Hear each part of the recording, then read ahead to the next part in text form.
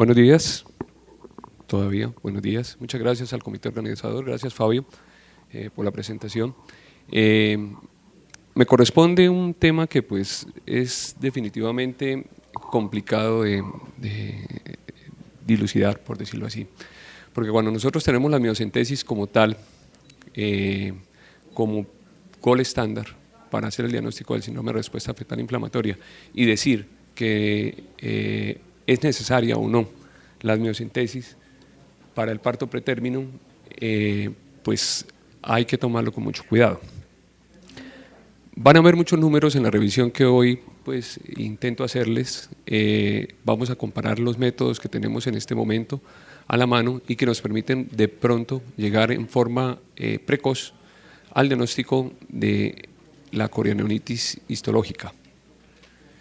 Esta definición que hizo Romero en el año 2008 me llamó mucho la atención del parto pretérmino, porque él definía parto pretérmino o define parto pretérmino como aquel que ocurre antes de la semana 37, variando su punto de corte en relación con el aborto de acuerdo a cada país. Y eso hay que tenerlo en cuenta, porque cada país tiene un punto de corte para el aborto. Entonces nosotros no podemos establecer ni 20, ni 22, ni 24, depende también de la viabilidad. De donde estemos parados, hay que determinar cómo es el parto pretérmino. Tengan en cuenta esa definición porque yo creo que eso nos hace cambiar mucho de acuerdo a donde estemos parados. Revisemos un poquito de estadística de lo que representa el parto pretérmino. En Estados Unidos representa el 12 al 13%, en Europa y en otros países desarrollados el 5 al 9%, y encontramos que el 75% de mortalidad se está relacionado con el parto pretérmino. Y miren la referencia que hay a las 28 semanas, de la 28 a la 31, de la 32 a la 33 y de la 34 a la 36. El 5% está en la 28, el 15 entre la 28 y la 31, el 20 entre la 32 y la 33 y el 60 al 70 entre la 34 y la 36. Afortunadamente estamos ahí. ¿Y qué puede eventualmente relacionarse con parto pretérmino? Pues el espontáneo, por infección y por ruptura prematura de membranas. Tenemos que la labor espontánea representa el 45% y es grande. Eso implica que nosotros debemos encontrar alguna de las causas que está desencadenando esto, porque estas dos, por decirlo así, pues las tenemos entre comillas claras porque a la vez pueden depender de procesos infecciosos como tal.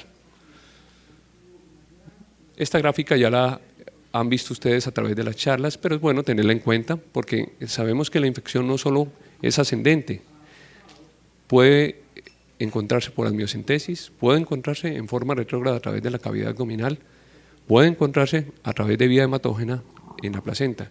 Y hay que tener en cuenta cuando tenemos señoras con apendicectomías, hay que tener en cuenta la sepsis urinaria, ¿sí? Hay que tener en cuenta otro tipo de infección que esté presente en esa materna porque posiblemente puede desencadenar un síndrome de respuesta inflamatoria fetal.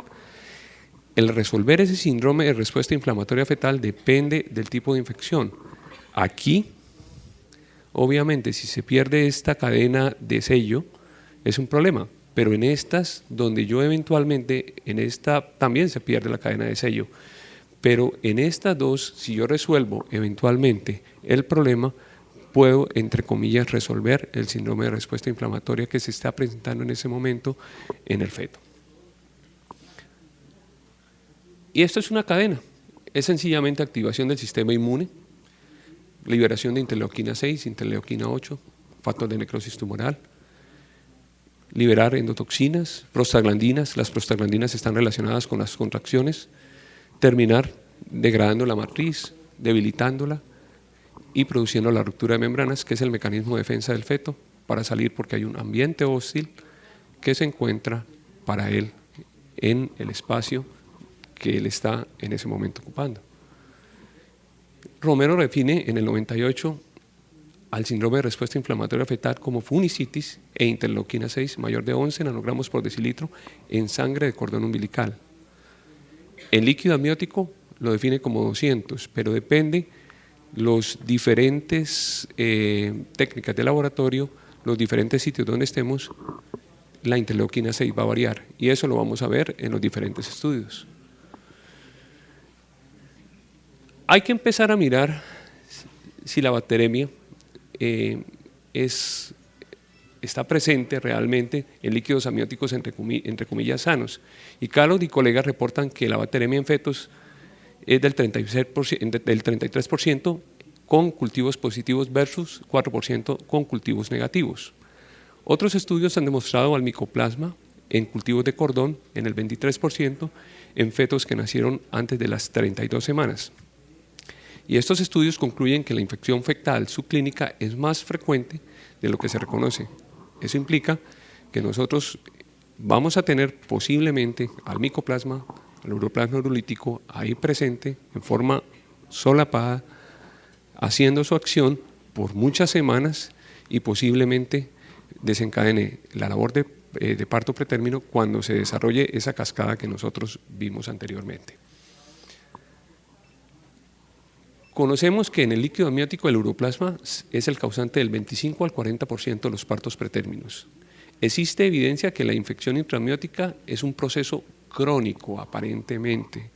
¿Y por qué existe esa evidencia? Porque hicieron amniocentesis en pacientes a las cuales la llevaron a cariotipo fetal a la semana 15, 16, por alguna razón, 22, 23, y encontraron que la PCR que se dirigía para el uroplasma, una sonda directa para uroplasma, identificar si el DNA presentaba positivo, se encontraba positivo, y estas pacientes terminaron 4 o 5 semanas después desencadenando parto pretérmino.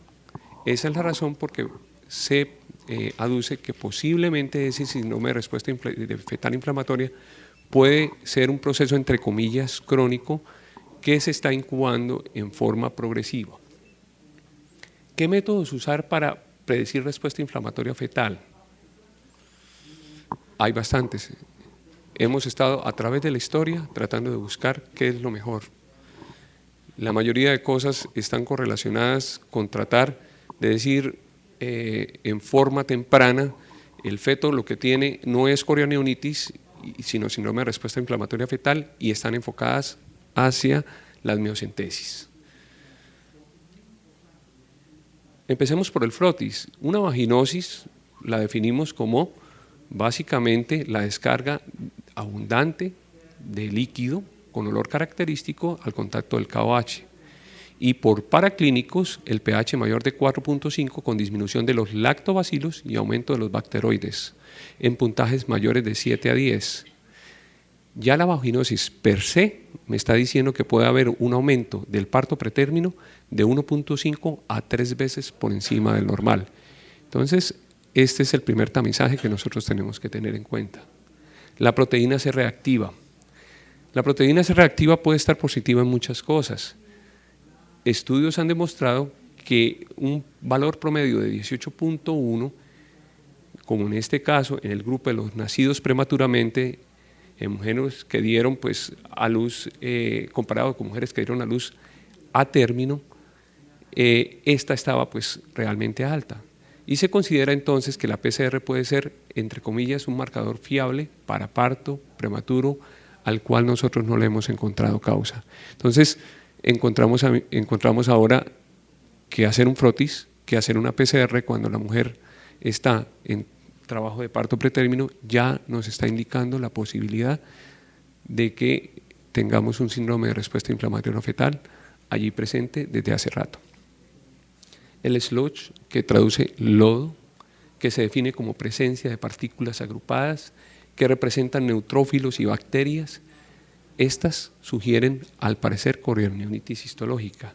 Y ese sludge lo vemos como un pequeño cúmulo sobre el orificio cervical interno y que eventualmente está representado, como Romero lo definía, como esa combinación de neutrófilos y bacterias, y que tiene una característica lechosa que eventualmente demostraron ellos al sacar por amniocentesis esas partículas que estaban localizadas en la parte superior, en el orificio cervical interno, en su parte superior. Esto es como nosotros vemos en 3D o como lo podemos ver en una ecografía transvaginal. ¿Y qué representa el sludge en relación con lo que nosotros estamos hablando de parto pretérmino. Miren la longitud cervical de 25 milímetros y el SLUTS presente, 73.1, menores de 15, 48. Aquí está la relación con la edad. Luego, ¿qué pasó con las pacientes que tenían parto pretérmino en forma espontánea antes de las 28 semanas? Estaba presente en el 54% en relación con el 9.4%, ¿sí? El presente no estaba relacionado con infección intraamniótica en el 54.3%. ¿sí? El hecho de que estuviese presente. En menores de 32 estaba relacionado con el 60% en relación con el 24%, y en mayores de 35 estaba relacionado con el 65% de infección de corionitis histológica. Aquí vemos la relación que hubo con el SLUTS con funicitis, que se representó en el 29.4 en relación con el 17, y obviamente nosotros demostramos funicitis cuando mandamos pues, a examinar ese cordón en patología, y obviamente cuando tomamos la sangre de cordón cuando el feto nace. Entonces esto lo podemos demostrar cuando se produce el parto. Mire la relación con sepsis, con los compromisos neonatales y con la muerte neonatal. Entonces el SLUTS es una parte más de diagnóstico. Vamos viendo nosotros frotis, PCR, ecografía, longitud cervical, que ahora más adelante vamos a ver, pero el SLUTS, que es ese acúmulo de bacterias y neutrófilos, ya nos está dando una luz. Comparemos la longitud cervical y el SLUTS, 21% en relación con corionitis y 9% en relación cuando era menor de 25. ¿Qué pasó con la cervicometría? ¿Es predictor o no? Sí, aparentemente si lo tomamos en forma temprana, entre la 11 y 13, por eso es para nosotros tan importante hacer el tamizaje entre la 11 y la 14. La inversión de la pirámide que ayer se discutía muy claramente tiene bastante de cierto y hay que empezar a promoverla, porque estamos viendo que la predicción en estos casos nos puede mostrar eventualmente que es mucho mayor que las que se presentan entre las 20 y las 24. Entonces, este estudio demostró que en la medida de la longitud cervical es importante distinguir también entre el endocermis y el istmo, porque nosotros realmente reconocemos como longitud cervical todo este trayecto. Y ojo con esto, nosotros tenemos que manejar esto que llamamos istmo y esto que llamamos longitud cervical. Si ustedes miran longitud cervical solita y lo que es la correlación de la unión del istmo y la longitud cervical, tienen medidas totalmente diferentes en milímetros. Y hay que tener en cuenta porque uno no debe tener como patrón de corte los 25 milímetros.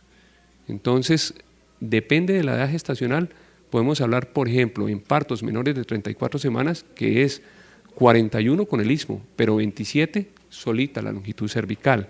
Si son entre 20 y 24 semanas, es 20 milímetros y 27 uniendo lo que es el cervix y el istmo. Entonces, hay que tener cuidado cuando uno está midiendo la cervicometría para correlacionarla y no hablar solamente de los 25 milímetros como punto de corte para hablar de trabajo de parto pretérmino.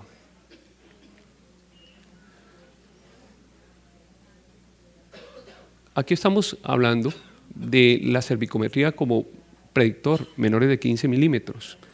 Este estudio lo que nos está demostrando es que la cervicometría es un buen predictor entre las 11 y las 14 semanas y obviamente no lo es tan bueno entre la 20 y la 24. Y volvemos a insistir que hay que hacer el tamizaje entre la 11 y 14 porque estas pacientes ya nosotros les podemos estar haciendo consejería de la probabilidad del parto pretérmino en cualquier momento después de la semana 24.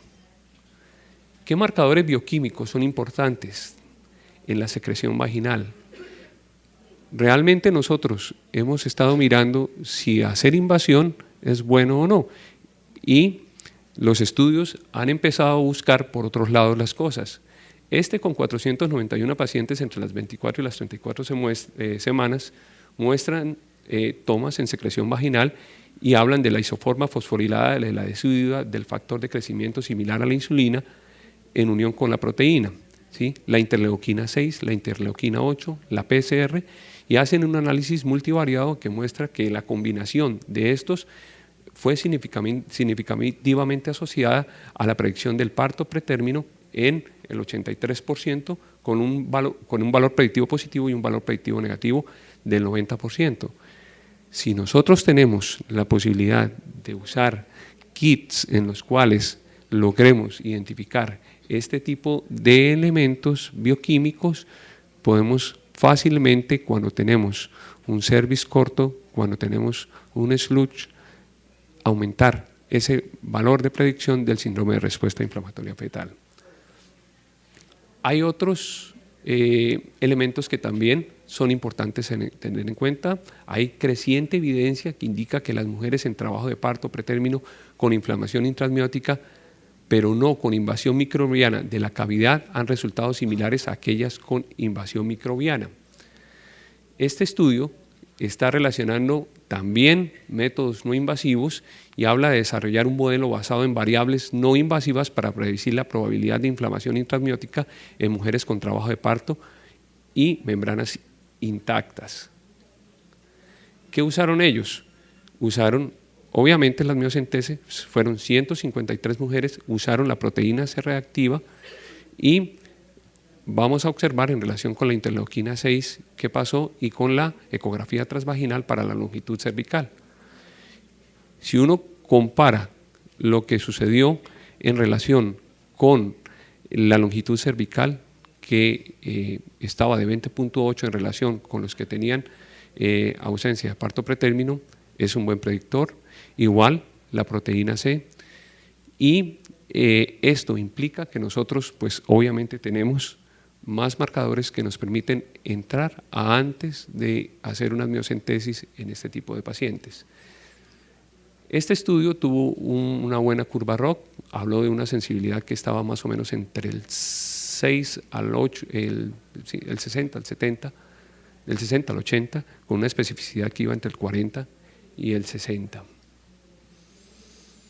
Entonces, en las mujeres con trabajo de parto pretérmino y membranas intactas, el riesgo de inflamación intraamniótica puede predecirse en forma no invasiva, con edad gestacional, con longitud de cervix, con PCR, con conteo de leucocitos en sangre materna, y no son elementos invasivos y nos están dando una sensibilidad que va entre el 60 y el 80 y una especificidad entre el 40 y el 60. Hablando de las miocentesis para predecir, las miocentesis, como vimos en las primeras diapositivas, que se hicieron para tratar en ese momento de, pues obviamente, hacer diagnóstico de cariotipo, pero lo que se buscaba era también predecir si había algo de ese elemento crónico del síndrome de respuesta inflamatoria, pues sí, sirve como predictor también.